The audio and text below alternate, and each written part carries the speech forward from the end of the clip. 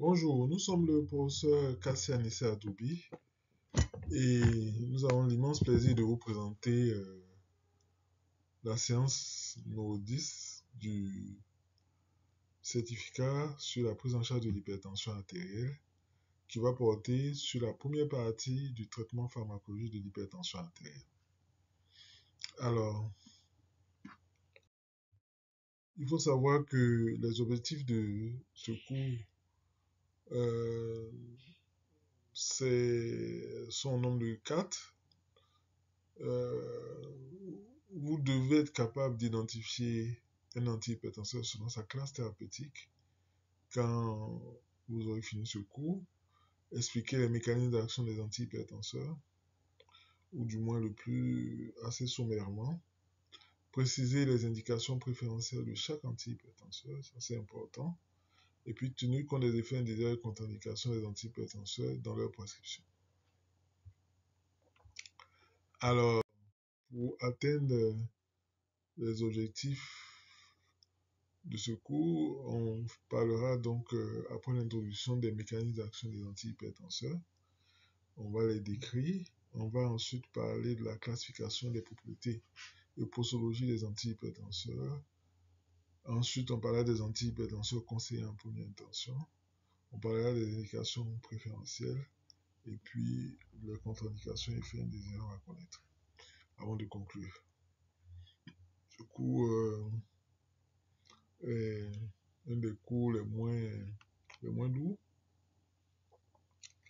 mais pour ceux qui ne sont pas habitués, il serait bien qu'ils regardent et retiennent tous les éléments de ce cours qui leur sont utiles pour la pratique de tous les jours en tant que médecin en charge de malades hypertendus. Donc, nous dirons donc en introduction que jusqu'en 2010, les antihypertenseurs étaient très souvent utilisés en monoprise. Et je pense que c'est toujours un peu le cas encore. Les antihypertenseurs les plus prescrits, c'était les ARA2, les antagonistes des récepteurs d'angiotensine 2, et puis les bêta-bloquants. Ensuite venaient les bithérapies. Et donc, cette utilisation en monoprise a longtemps été la prescription principale des antihypertenseurs. Mais vous avez vu dans les stratégies de prise en charge, et vous les verrez par la suite encore, que cette stratégie de prise en charge a changé et on met de moins en moins de monothérapie et de plus en plus de bi- ou de trithérapie.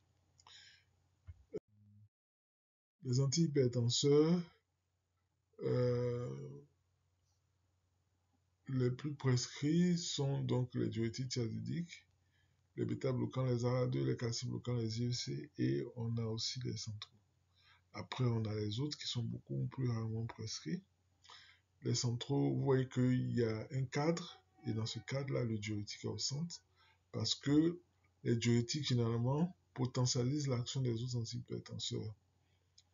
Et les centraux ne sont pas des antihypertenseurs prescrits en première étape. Alors, quels sont les principaux mécanismes d'action des antihypertenseurs? On va en venir d'abord aux diurétiques. Donc, les diurétiques augmentent l'excrétion du sodium et de l'eau. Les diurétiques, on dit, sont généralement natriurétiques. Pour la plupart, sauf les anti-aldostérone, même les anti-aldostérone sont natriurétiques. Et ils vont augmenter donc l'excrétion de l'eau et du sel. Donc, en excrétant l'eau et le sel, vous allez baisser votre volémie, vous allez baisser votre charge sodée et la pression artérielle va baisser de cette façon-là. Mais à la longue, ils augmentent les résistances, ils baissent les résistances artérielles périphériques. Voilà. Les antihypertenseurs centraux vont inhiber le tonus sympathique au niveau central, et en baissant le tonus sympathique au niveau central, cela aura une action sur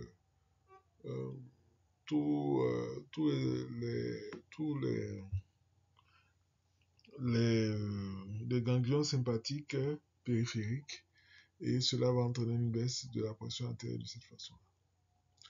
Les bêta-bloquants, ils vont donc diminuer le débit cardiaque parce que les bêta-bloquants sont inotropes négatifs, donc ils vont entraîner une diminution du débit cardiaque, diminution de la fréquence cardiaque, et ils vont donc réduire l'activité cardiaque, et aussi ils vont baisser la production de rénine. Donc ils vont moins stimuler la rénine et le taux de rénine va baisser.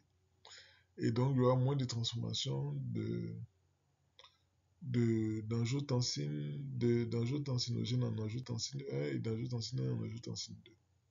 Donc les bêta-bloquants ont deux sites, ils ont une action sur la rénine et ils ont une action sur le tonus sympathique.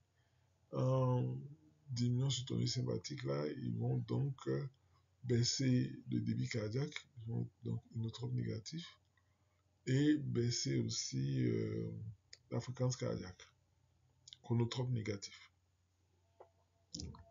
Et tous ces éléments-là vont contribuer à faire baisser la tension artérielle. Les inhibiteurs d'enzymes de conversion, eux, ils vont bloquer le système rénine-angiotensine-aldostérone en bloquant la transformation d'angiotensine 1 en angiotensine 2. En bloquant donc l'enzyme qui convertit l'angiotensine 1 en angiotensine 2. Et en bloquant cette enzyme-là, ils vont entraîner donc une baisse de la production d'angiotensine 2, qui est un puissant vasoconstricteur et qui est un inducteur de sécrétion d'autres hormones, notamment d'aldostérone, de vasopressine. Donc, en bloquant donc l'angiotensine 2, ils vont diminuer la vasoconstriction et la volémie aussi, font faire baisser la pression artérielle. Les antagonistes des récepteurs d'angiotensine 2 vont bloquer les récepteurs d'angiotensine 2. Donc, eux, ils vont travailler plus en aval. Et le blocage des récepteurs fera que l'angiotensine 2 sera inactivée.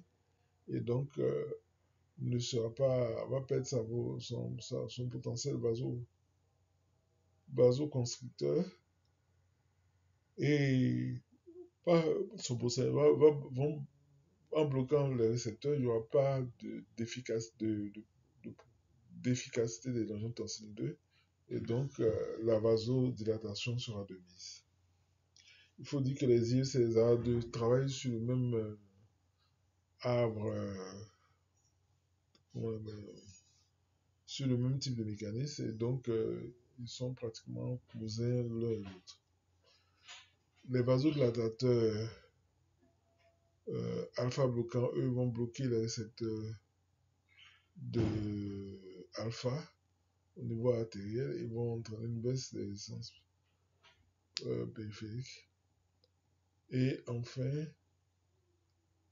les inhibiteurs calciques vont bloquer donc les canaux calciques lents au niveau donc des artérioles, des fibres musculaires lisses vasculaires, ou au niveau des cibles, au niveau du cœur, et vont donc induire de cette façon une vasodilatation des artérioles in situ. Et cette vasodilatation va favoriser donc une baisse de la pression artérielle quasi immédiate. Voilà donc un peu les différents mécanismes d'action des antihypertenseurs. Mais il faut savoir que l'hypertension artérielle est une affection multifactorielle. Et donc, comme l'hypertension artérielle est multifactorielle, généralement l'hypertension artérielle essentielle, ce n'est pas un seul facteur qui joue sur la survenue de la pression artérielle. Généralement, il y a plusieurs facteurs. Et donc, l'hypertension artérielle étant multifactorielle, on aura une activation du système nerveux sympathique, on aura une activation du système nerveux central, on aura un syndrome inflammatoire qui va diminuer la vasodilatation.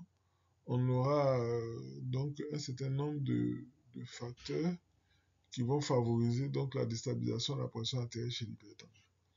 Et donc, le rationnel, c'est que en agissant sur les différents mécanismes de l'hypertension artérielle à différents endroits, on peut être plus efficace de cette façon-là. Donc nous reviendrons tout à l'heure par rapport à ça. C'est ainsi que les bêta-bloquants vont agir sur le cœur, les thiazidiques vont agir sur le rein, les centraux vont agir sur le système nerveux central et donc sur le cœur, le rein, les vaisseaux. Il y a certains qui vont agir sur les vaisseaux.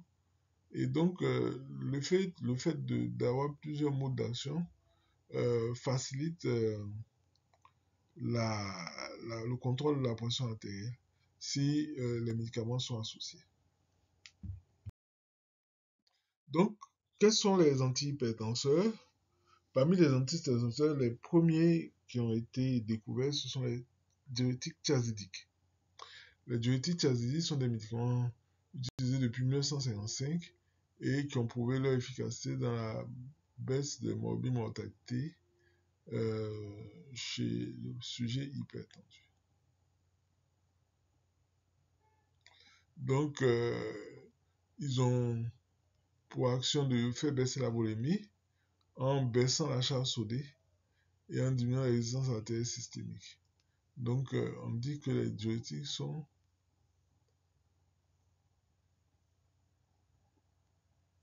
natriurétiques. Voilà. Ils sont natriurétiques, donc en éliminant le sodium, l'eau va suivre et donc la volémie va baisser de cette façon. Et puis à la longue, ils ont un effet, bien sûr, sur les résistances en bénissant les résistances artérielles systémiques. Ensuite, qu'est-ce qu'on peut dire? Donc, les diurétiques, on distingue 3 types de diurétiques. On a les diurétiques thiazidiques et apparentés, qui ont une action lente, prolongée et modérée. Et donc, dans les diurétiques thiazidiques, il y a les diurétiques thiazidiques et il y a les diurétiques apparentés parmi les thiazidiques. Ensuite, on a les diurétiques de Lenz. Eux, ils ont une action plutôt rapide, brève et puissante, et ils sont dose dépendantes généralement, c'est-à-dire que pour avoir leur plein effet, quelquefois on est obligé d'augmenter les doses. Et puis, les épargneurs de potassium. Les épargneurs de potassium, on a donc les épargneurs de potassium mécaniques type modamide, et puis on a les anti-aldostérones. Ils ont une action en bloquant donc l'aldostérone, ils vont entraîner une augmentation de la diurèse et ils vont augmenter donc la diurèse et ils vont bloquer donc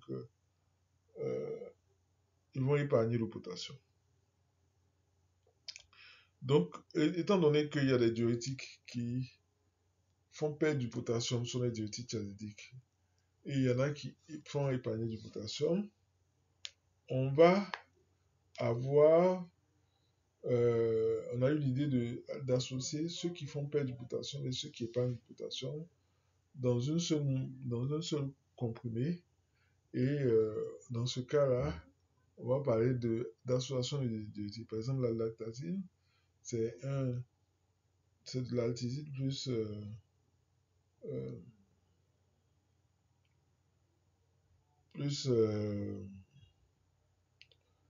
la spironolactone, qui est donc un épargneur de potassium. L'altazine, c'est un diurétique thiazidique. Et cette association-là va faire qu'il y aura un équilibre entre la perte de potassium et l'épargne de potassium. Donc, quels sont les effets secondaires des diurétiques? Les diurétiques vont entraîner des hypovolémies, des hyponatrémies, des hypokaliémies des hyperuricémies et des phénomènes de déshydratation. D'où la nécessité de suivre les électrolytes, notamment le ionogramme sanguin, la calcémie, la magnésie, mais surtout le ionogramme sanguin en son sodium et potassium. D'accord, n'oubliez pas ça. La fonction rénale aussi doit être surveillée, parce qu'en cas d'asthénie, d'hyponatrémie sévère,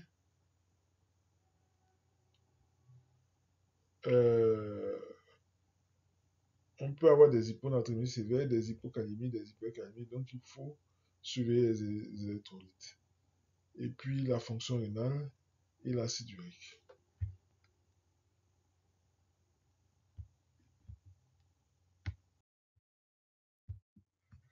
Concernant leurs effets secondaires, les diurétiques peuvent entraîner donc des hypovolémies, des hyponatrémies, des hypokaliémies, mais aussi pour les diurétiques épargneurs de potassium, des hyperkaliémies, des hyperglycémies, un tableau de déshydratation, et puis aussi une élévation de la créatinine.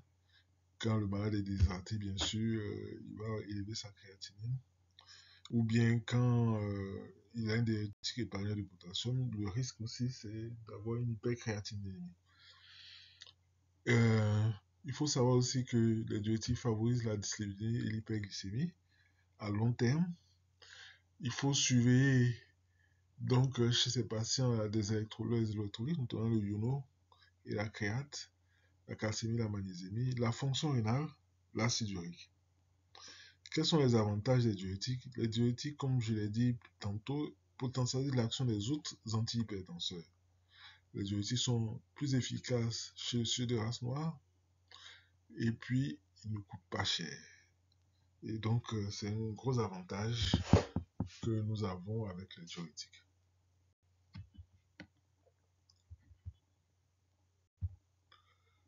Ensuite, nous allons parler maintenant donc des différents types de diurétiques que nous avons sur le marché. Nous avons les diurétiques thiazidiques. Dans les diurétiques thiazidiques,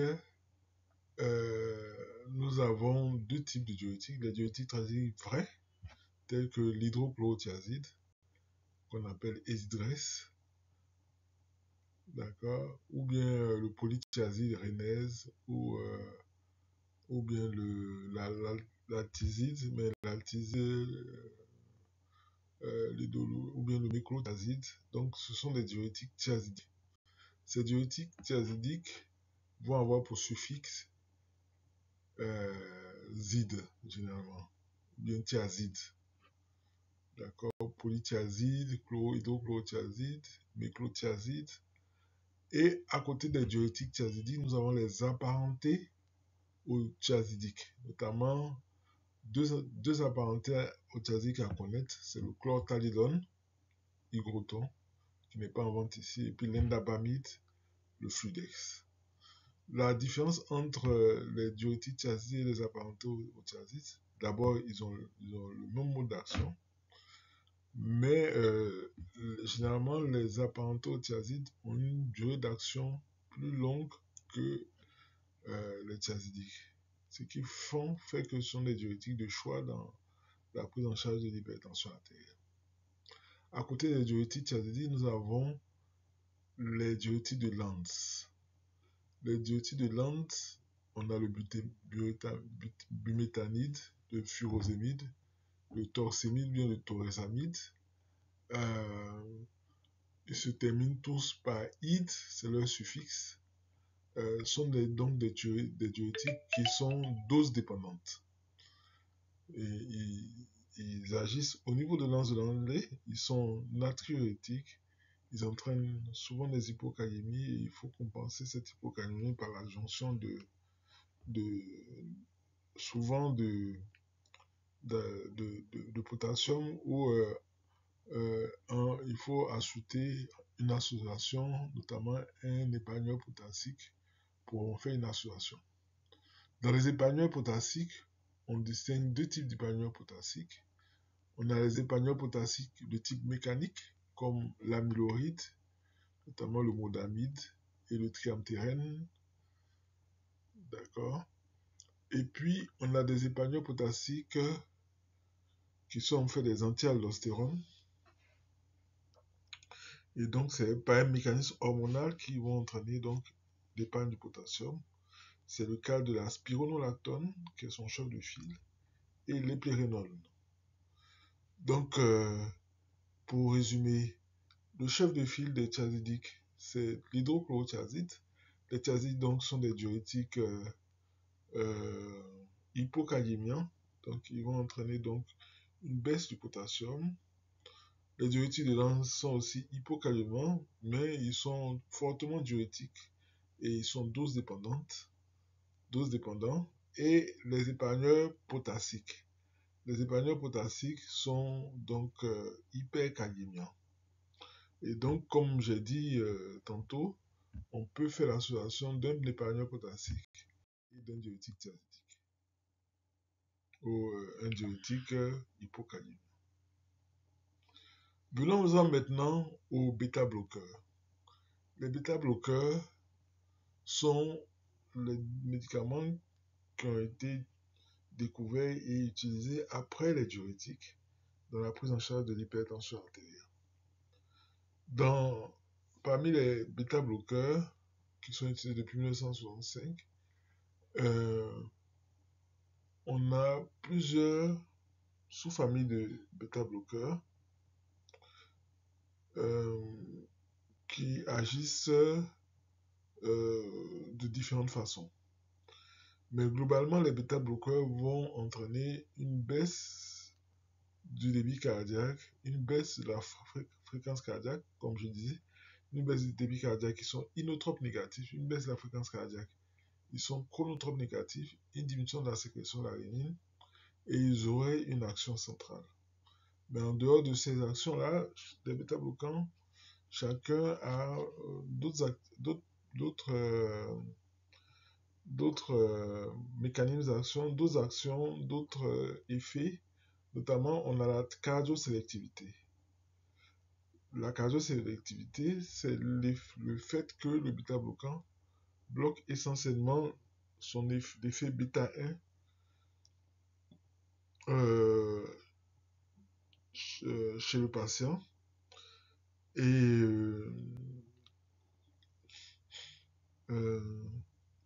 bloque essentiellement l'effet bêta 1. On a aussi, donc, par exemple, on va voir qu'il y a des bêta-bloquants qui sont cardiosélectifs, il y en a qui sont non cardiosélectifs. Il y en a qui ont une courte durée d'action, c'est le cas par exemple du propranolol ou avocardil, du pendolol ou visquel. Il y en a qui ont une durée d'action moyenne, comme l'acébutolol ou le sectral, l'aténolol ou la ténormine. Et puis il y en a qui ont une longue durée d'action, c'est le cas du nadolol ou le corga, le bisoprolol ou le soprol, et puis le ciliprolol ou le sélectol.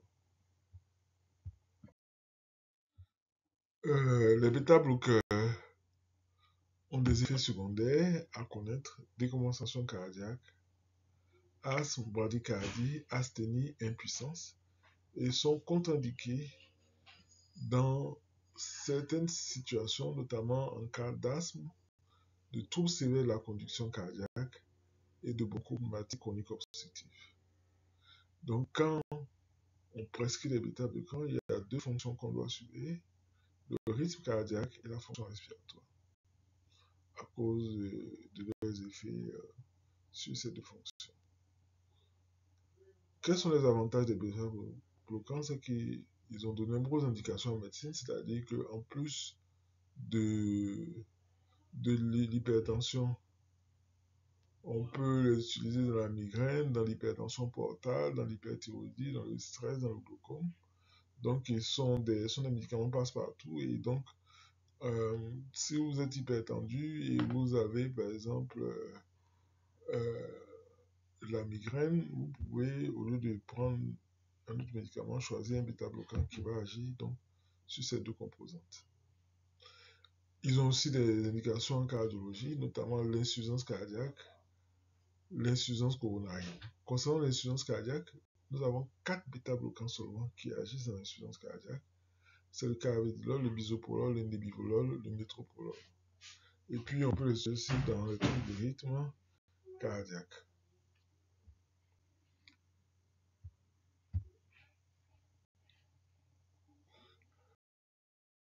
Donc, dans les bêta-bloquants, le suffixe est olol. Donc, dans les bêta-bloquants, il y en a qui sont cardio-sélectifs. C'est le cas de l'athénolol, c'est le cas du bisoprolol, du métropolol. Il y en a qui ont une activité sympathomimétique intrinsèque, c'est le cas de l'acébutolol, du penbutolol, du pendolol. Il y en a qui sont alpha et bêta bloquants, c'est le cas du carvedilol et du labetalol. D'accord? Donc ici, on a précisé les cardio-sélectifs, mais retenez que les cardio-sélectifs, c'est l'athénolol, c'est le bisoprolol, le métropolol. Ce sont des exemples de bêta-bloquants cardio-sélectifs.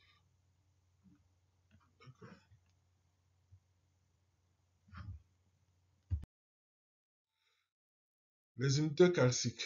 Les inhibiteurs calciques ou bloqueurs des canaux calciques sont largement utilisés depuis 1980. Donc vous voyez que de 1965, il a fallu jusqu'en 1980 pour découvrir de nouveaux antihypertenseurs sur les inhibiteurs calciques.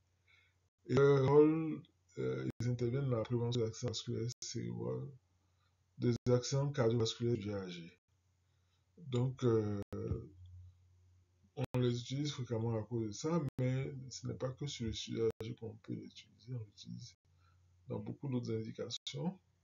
Ils vont bloquer l'entrée du calcium au niveau des cellules musculaires lisses des parois artérielles, et en bloquant l'entrée du calcium, ils entraînent une vasodilatation importante au niveau des artérioles et des artères. Donc, on distingue deux groupes de calcium bloquants ou d'inhibiteurs calciques. On a les calcium bloqueurs ralentisseurs, c'est le cas de l'isoptine ou verapamil ou du tildium ou diltiazem. Et les calcibloquants d'hydropéridine, eux qui n'ont aucune action sur la fréquence cardiaque, notamment aucune action pharmacologique sur la fréquence cardiaque. C'est le cas par exemple de l'adalate ou fédipine, l'amlodipine, amlodipine, l'oxène, nifadipine. Donc ils ont des effets secondaires à connaître. Ils peuvent entraîner des hypotensions artérielles, ils peuvent entraîner des œdèmes des membres inférieurs, ils peuvent entraîner des flèches et des bouffées de chaleur. Leur surveillance va porter sur la prise de la tension artérielle, bien sûr, et la surveillance du rythme cardiaque. Donc, globalement, les dihydropyridines, eux, à part la pression artérielle, donc n'ont pas besoin de surveillance paraclinique. Par contre, pour les calcium bloqueurs ralentisseurs comme les bêta-bloquants, il serait bien surveiller la fréquence cardiaque et donc demander des électrocardiogrammes pour surveiller d'éventuels troubles du rythme et d'éventuels troubles de la conduction chez eux.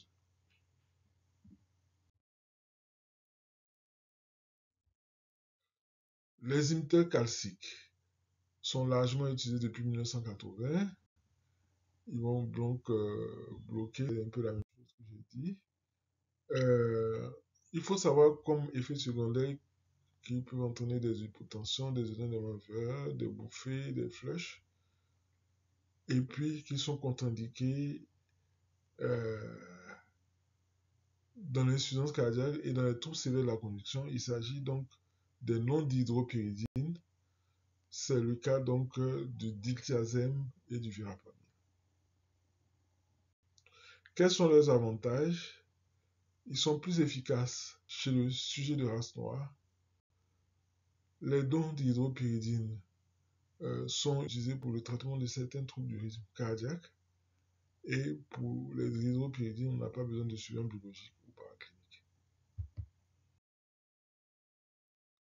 Donc, parmi les calcium bloqueurs ralentisseurs, donc les non-dihydropyridine, on a le dilithiazème et on a le verapamil, qui sont les deux principaux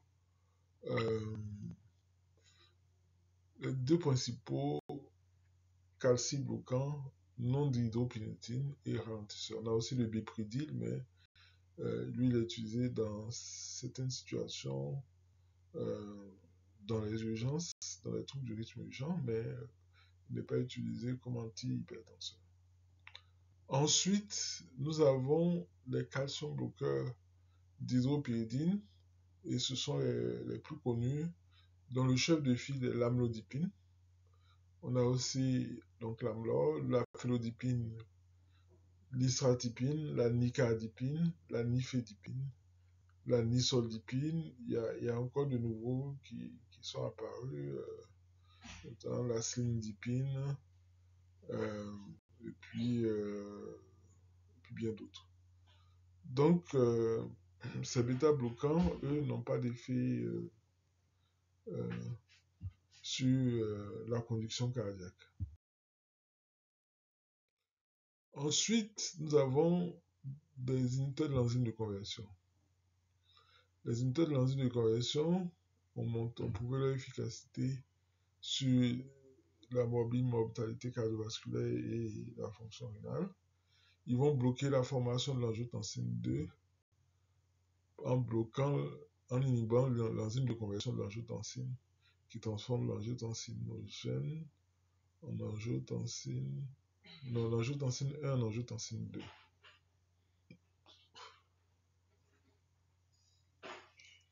Donc, on a plusieurs éléments de la famille. Effets secondaires, ils peuvent entraîner de l'hypotension, de la toux, de l'insuffisance rénale et des troubles digestifs. Ils sont contre-indiqués en cas de grossesse, d'allaitement, d'insuffisance rénale et de sténose de l'artère rénale. Leur surveillance va porter sur la prise de tension artérielle, l'évaluation de la fonction rénale et le dosage de la kaliémie, parce qu'ils peuvent être hyperkaliémiants. Les antagonistes des récepteurs de l'angiotensine 2 sont la dernière classe thérapeutique qui a été mise au point. Ils vont bloquer directement les récepteurs de l'angiotensine 2 avec une action vasodilatatrice. Donc, ils vont agir toujours sur le système rénine-angiotensin aldostérone, mais ils vont bloquer les récepteurs. Donc, l'angiotensine 2 sera produit, mais n'aura pas d'effet pharmacologique à cause de ce blocage. Alors, ils sont contre-indiqués comme les autres en cas de grossesse et d'allaitement. Ce sont de puissants vasodilatateurs aussi. Et ils sont mieux tolérés que les inhibiteurs de l'enzyme de conversion. Et comme les IEC, il faut surveiller la fonction rénale, la kaliémie, en cas d'insuffisance rénale particulièrement, surtout quand on a une insuffisance rénale et quand on commence à utiliser ces médicaments.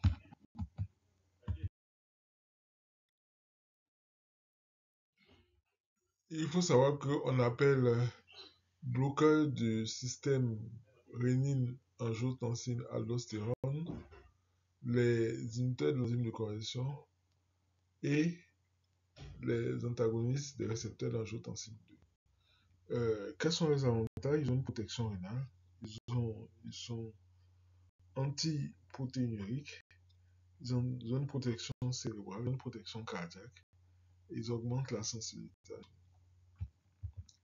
À côté de ça, nous avons concernant les IEC, nous avons plusieurs inhibiteurs d'enzymes de conversion. Le chef de file, c'est le captopril ou l'opril. Ben, il y a le bénazépryl, l'énalapril, le fosinopril, le lisinopril, le périndopril, le ramipril. Et donc, le suffixe, c'est pril.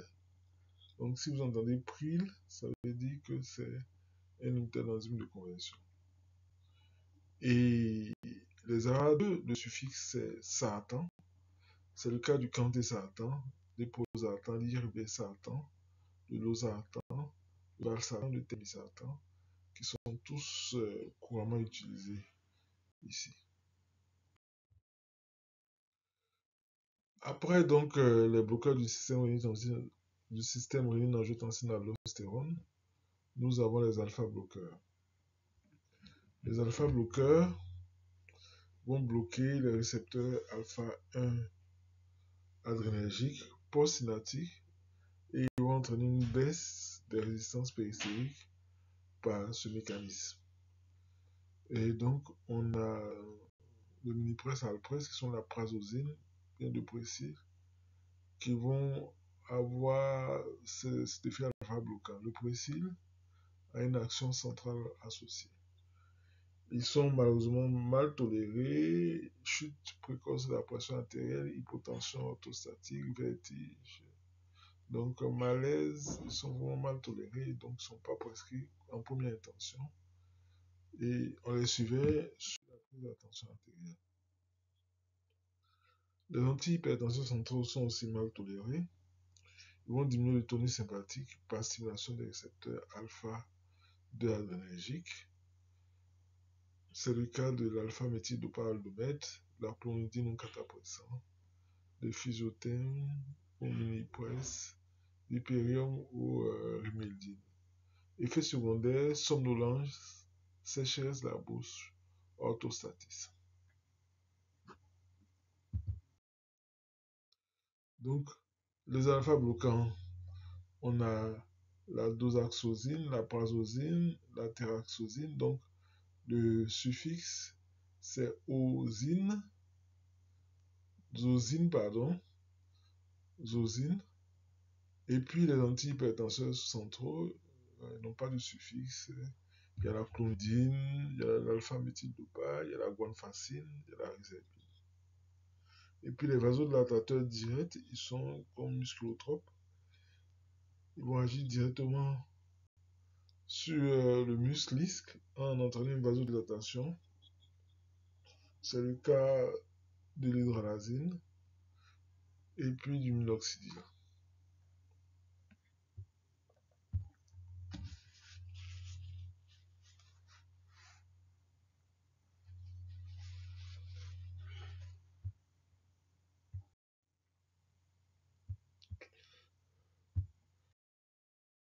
Donc, je rappelle les mécanismes d'action. Antihypertenseurs centraux va inhiber le tonus sympathique au niveau bulbaire et on aura donc une baisse de résistance périphérique par ce mécanisme.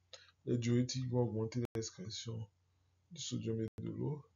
Les bêta-bloquants vont entraîner une réduction de l'activité cardiaque, une production de mie. Les IEC vont entraîner un blocage du signal de l'aldostérone par le biais de blocage de l'enzyme de conversion. Les ARA2, les antagonistes des récepteurs d'angiotensine, vont bloquer les récepteurs donc, de l'angiotensine 2 et inactiver de ce fait l'angiotensine 2. Les vasodilatateurs alpha-bloquants vont bloquer les récepteurs. Puis les inhibateurs calciques vont bloquer les canaux calciques et donc qui se trouvent dans les muscles, dans les muscles lisses et donc entraîner une vasodilatation de ces muscles au niveau artériolaire.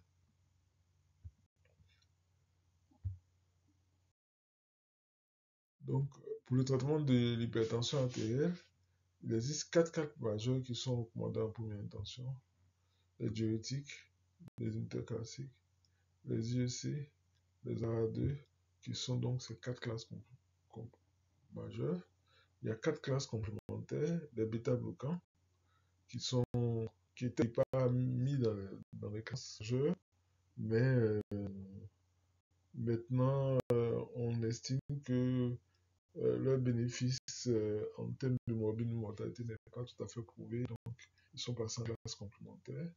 Les alpha-bloquants, les centraux et les vasodilatateurs. Donc, quel est le choix d'un traitement selon le contexte? En cas d'atteinte infraclinique des organes cibles, il faut préférer les IEC, les inhibiteurs calciques et les ARA2 qui ont prouvé leur efficacité dans ces indications. En cas d'athérosclérose asymptomatique, il faut préférer les inhibiteurs calciques et les IEC. En cas de microalbuminée dysfonction rénale, il faut préférer les bloqueurs du système rénine-angiotensine-aldostérone, donc IEC et ARA2. Concernant les événements cliniques, en cas d'antécédent d'AVC, il n'y a pas d'antihypertension préférentielle. En cas d'infarctus du myocarde, dans les antécédents, bêta-bloquant, IEC, ARA2. En cas d'insuffisance cardiaque, diurétique, bêta-bloquant, IEC, ARA2, spironolactone. En cas de fibrillation atriale paroxystique, IEC, ARA2. En cas d'artérite calcique, les artérites, la maladie vasculaire périphérique ou bien l'artériopathie chronique oblitérante des membres inférieurs. En cas d'insuffisance rénale, IEC, ARA2, diurétique de Lens. En cas d'hypertension systolique, les diurétiques et les inhibiteurs calciques, les anticalciques. En cas de syndrome métabolique, IEC, ARA2, inhibiteur calcique. En cas de diabète, IEC, ARA2. En cas de grossesse, inhibiteur calcique alpha-méthylbêta bloquant. Et chez les sujets de race noire, diurétique et inhibiteur calcique. Donc, c'est ce qu'on appelle les indications préférentielles, les indications selon le contexte. Ici encore, ce sont les indications préférentielles. Je vous rappelle encore que en cas d'insuffisance cardiaque, les bêta-bloquants, mais pas n'importe quel bêta-bloquant, les bêta-bloquants de l'insuffisance cardiaque sont indiqués. Je rappelle que c'est le carvedilol, le bisolol, le métropolol et le nebivolol. En cas d'insuffisance cardiaque et d'hypertension artérielle, il faut préférer les diurétiques, les inhibiteurs d'enzyme de conversion et dans une moindre mesure les ARA2 en cas d'intolérance aux IEC. Dans le post-infarctus, on préfère les bêta les IEC. Dans les maladies coronariennes stables, donc dans les coronariopathies, on préfère donc les bêta-bloquants, les IEC et les inhibiteurs calciques. Chez les diabétiques, les antihypertenseurs de première intention sont les IEC, les ARA2 et dans une moindre mesure les inhibiteurs calciques. Chez le néphropathe, c'est la même chose. IEC, ARA2, inhibiteur calcique.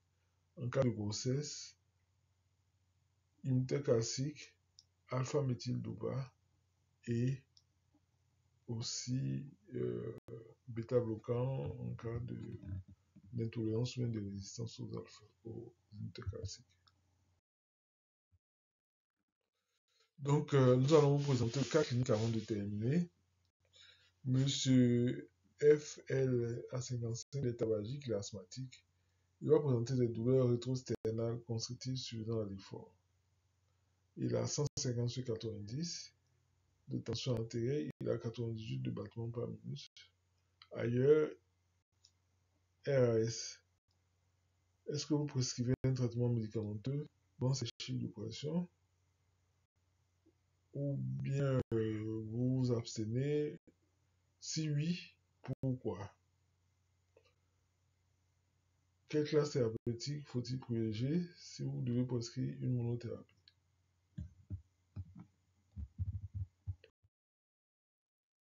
Madame, cas clinique numéro 2, Madame AS a 50 ans. Elle a des antécédents de diabète et elle est sous antidiabétique oral, c'est la sitagliptine plus la metformine. Elle est adressée pour hypertension artérielle inaugurale. Et quand vous contrôlez sa tension, elle a 140 sur 90. 145 sur 90. Elle a une fréquence cardiaque à 72 battements par minute. La glycémie à 1,45, l'hémoglobine glycée à 7,5. La créate est à 8 mg. Quelle est votre attitude thérapeutique? Traitement médicamenteux d'emblée, oui ou non? Si oui, quelles classes sont à privilégier? Donc, quelle classe prescrire si vous commencez par une monothérapie? En conclusion, les antihypertenseurs ont des mécanismes d'action différents. Leurs propriétés efficacité de tolérance sont bien connues. Il convient de les prescrire en tenant compte de ces données et de leurs indications préférentielles. Nous vous remercions.